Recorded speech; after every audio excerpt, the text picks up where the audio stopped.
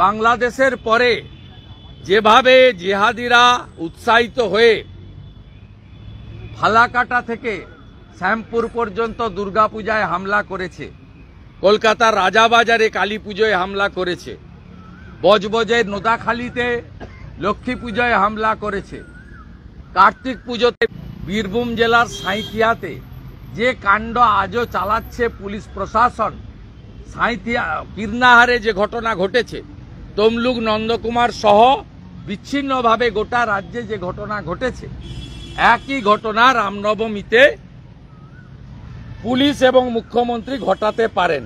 পশ্চিমবাংলায় রামনবমী উৎসব কমিটি 2025 সবাইকে আবেদন করব, আপনারা প্রোটোকল মেনে গত বছরের অনুমতির কাগজ সহ রুটের কাগজ সহ পুলিশকে দেবেন। নতুন করে কোনো মমতা পুলিশের পাঠানো প্রফর্মা ফিল আপ করবেন না।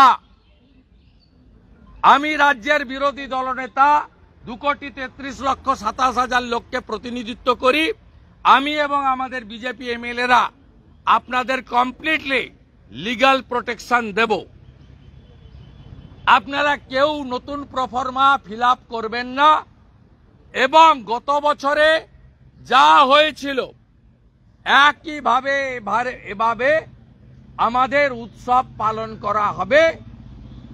রাম মন্দির নির্মাণের পরে এটি দ্বিতীয় রামনবমী, 24 সালের পরে এটা দ্বিতীয় রামনবমী। এমন বছর হচ্ছে যখন মহাকুম্ভে অমৃত স্নান করেছে 66 কোটি হিন্দু। এই বর্ষ হিন্দুদের কাছে গর্বের, শৌর্যের।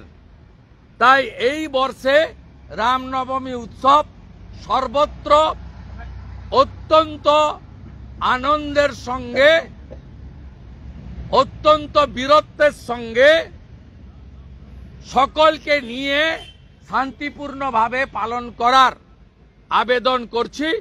আর পুলিশকে হুঁশিয়ারি দিচ্ছি, মমতা ব্যানার্জির বুদ্ধিতে যদি পড়েন খেসারত আপনাকে দিতে হবে।